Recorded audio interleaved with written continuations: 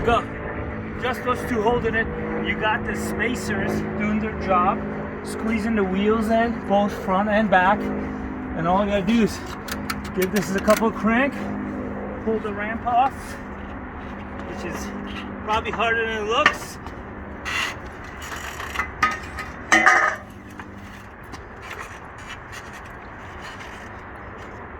Once I got these babies lined up, boom.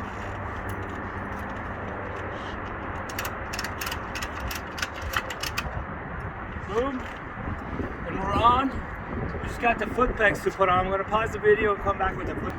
Alright, we got the retractable straps with the carabiners, which go around your peg.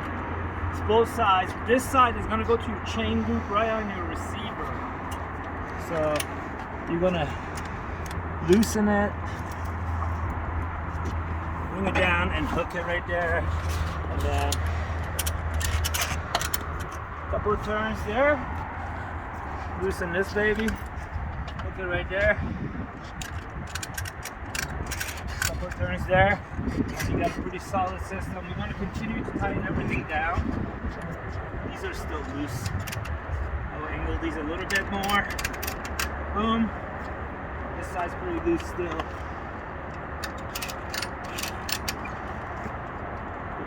Maybe a tiny bit more. You can see it's like there's some suspension movement, but the bike itself is pretty solid in there. And we have an optional handlebar actually mount that we can produce as well if you needed it, but I don't think you need it. This is pretty solid. This isn't going anywhere.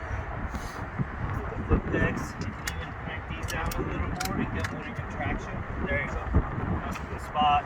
This is a little loose, kind of go around. Boom. Boom. Solid. What do you think, Michael? Pretty good. Solid? Yeah. Alright. ARCYLON carries up to 300 pounds.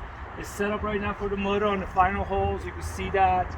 So if you wanted to do smaller bikes, super easy to do. You basically just run them. See ya!